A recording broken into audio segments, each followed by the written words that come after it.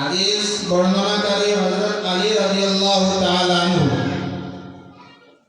عن علي رضي الله تعالى عنه عن النبي صلى الله عليه وسلم يوشك أن يأتي على الناس زمان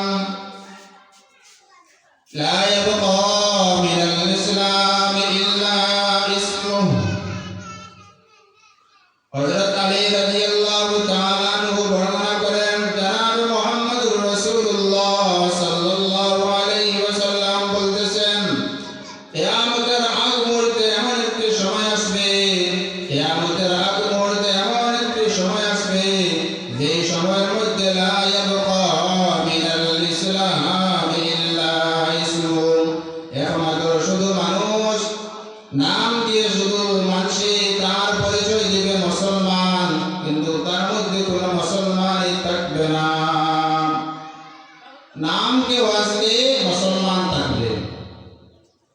একজন মানুষে তার পরিচয় দিবে যে আমি ইসলাম ধর্মের পালন করি, আমি ইসলাম ধর্ম মানি, কিন্তু ইসলাম ধর্মের মধ্যে যে নিয়ম নীতি আইন কানুন শরীয়তের বিধান ওগুলা এই মুসলমানের মধ্যে পাওয়া যাবে না। সেটা হলো কিয়ামতের লক্ষণ। দেখেন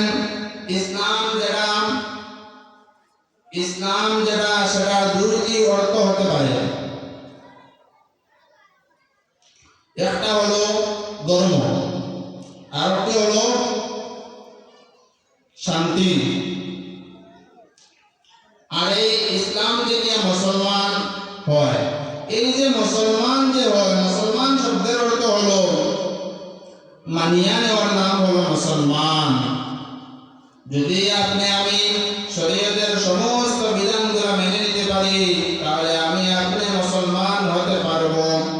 আর যদি শরীয়তের বিধানগুলো আমার পক্ষে মানা সম্ভব না হয় তাহলে আপনি পরিপূর্ণ মুমিন এবং মুসলমান হতে পারবো না। শুধু নামকে ওয়াস্তে মুসলমান থাকবো, কারণ আল্লাহর নবী জনাব মুহাম্মদুর রাসূলুল্লাহ সাল্লাল্লাহু আলাইহি ওয়াসাল্লাম বলতেছেন লা ইয়াবকা মিনাল ইসলাম ইল্লা ইসমু। কিয়ামতের আগ মুহূর্তে এমন একটি সময় আসবে যে সময়ের মধ্যে মানুষ শুধু নামকে ওয়াস্তে মুসলমান তার পরিচয় দিবে, তার মধ্যে কোনো মুসলমানই থাকবে না। ইসলাম যেটা মুসলমানি যেটা এটা হলো পাঁচটি জিনিসের উপর নির্ভর করে। বুখারী শরীফের হাদিস আবু আব্দুল্লাহ ইসমাইল বুখারী রাহমাতুল্লাহি তাআলা আনহু হাদিস এনেছেন عن ابن عمر رضي الله تعالى عنه عن النبي صلى الله عليه وسلم بني الإسلام على خمس شهادة أن لا إله إلا الله وأن محمد رسول الله وإقام الصلاة وإيتاء الزكاة والحج وصوم رمضان। এই হাদিসের মধ্যে এসেছে ইসলাম পাঁচটি জিনিসের উপর নির্ভর।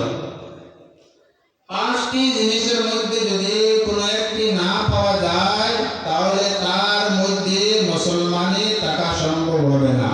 অন্য হাদিসের মধ্যে জনাবে মুহাম্মদুর রাসূলুল্লাহ সাল্লাল্লাহু আলাইহি ওয়াসাল্লাম উদাহরণ দিয়েছেন যে একটা ঘর যদি তৈরি করতে হয় কমপক্ষে 4টি খুঁটার প্রয়োজন হয়।